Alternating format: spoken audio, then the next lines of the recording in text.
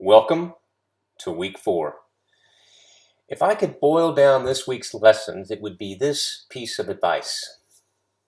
Don't forget your internal audience. They can be your best brand ambassadors, but only if they're empowered with accurate and timely information. Keeping them informed is part of our responsibility as communicators.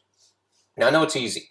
We like to spend most of our time focused on external stakeholders. Sometimes we feel like we're moving from one crisis to the next, dealing with media stories, response to questions, issues that require responses outside the organization.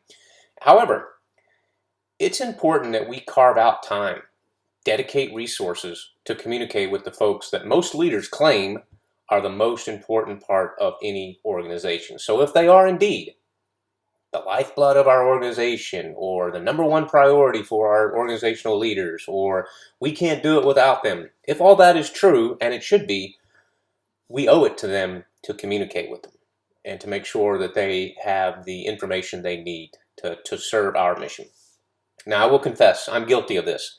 As a military public affairs officer for 30 years, I spent most of my career dealing with external media. As a Pentagon press officer, as a spokesperson for the U.S. Pacific Fleet, even during my time as a public affairs officer aboard the aircraft carrier USS Ronald Reagan. Most of my time was spent either proactively engaging or often reactively responding to external media.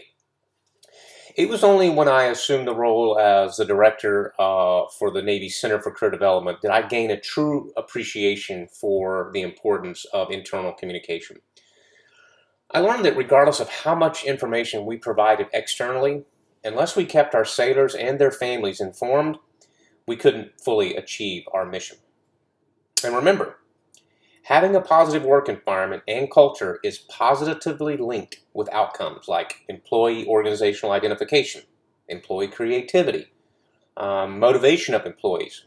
It's one of the keys to success of any organization, and the key to that positive work environment are well-informed employees.